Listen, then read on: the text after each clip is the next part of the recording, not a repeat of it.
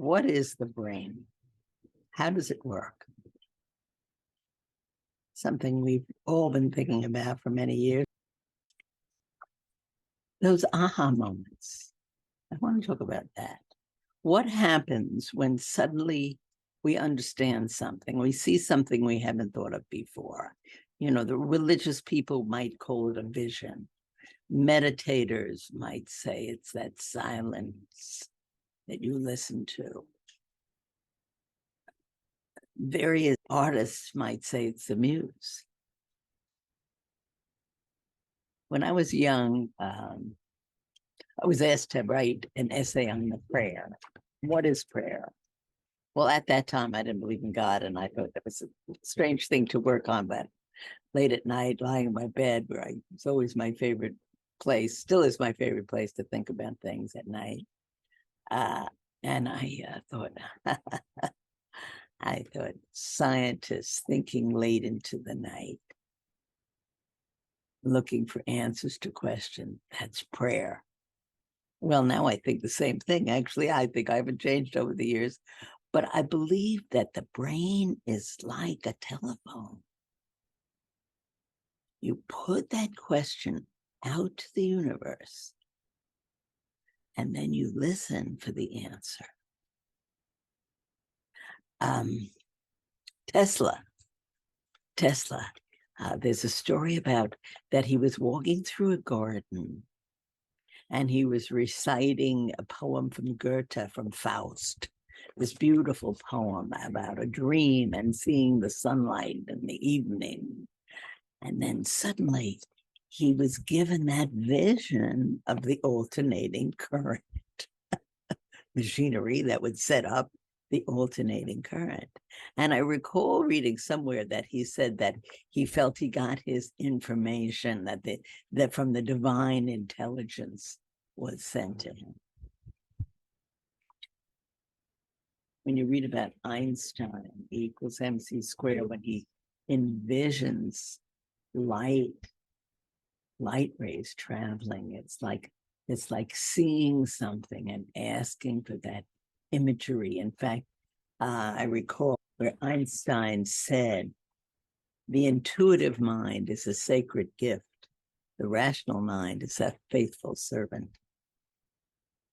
All great achievements of science must start from intuitive knowledge. So where does intuitive knowledge come from? That's the question I'm asking. It doesn't come from previous knowledge.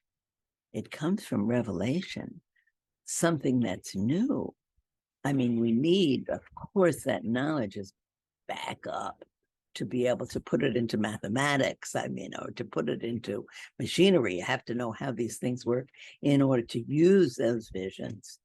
But those visions come from some kind of intelligence.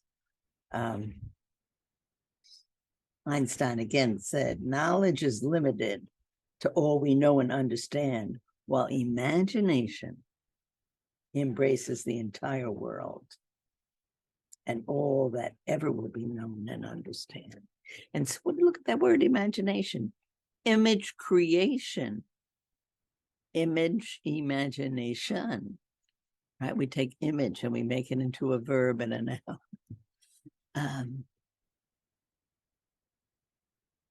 There also was that great mathematician born, I think, in the 1880s, Ramanujan, who was brought to Cambridge because he was so brilliant. He was solving equations. Actually, some of his equations they're still using today. And they've still realized that they can use some of his answers today, 100 years later, in new mathematics and new calculations. And he says that he got all his information from a goddess, a deity, an Indian goddess, who in his dreams and maybe in his waking life too, showed him these algorithms that he came up with. So why is this important? Why is it important? Because we're in a new world today. All of the old ways of doing things are falling apart. The old corporations, and we have Amazon, the stores, the local stores are failing. Our economies are going crazy. Our weather is going crazy. I mean, everything. There's nothing on this planet that is not in danger, except for Elon Musk, who's taking us to the Mars. So that's what it takes. It takes, and this is my suggestion why I think it's important. If you don't realize that you can put an idea out, that you can just allow your mind to meditate on some idea, something you would like to solve, and then perhaps wait and see if you get a vision. We need to try that. We need to use that because we need new answers. So give it a shot. That's where new ideas come from. Just a thought you might enjoy. Ahui ho.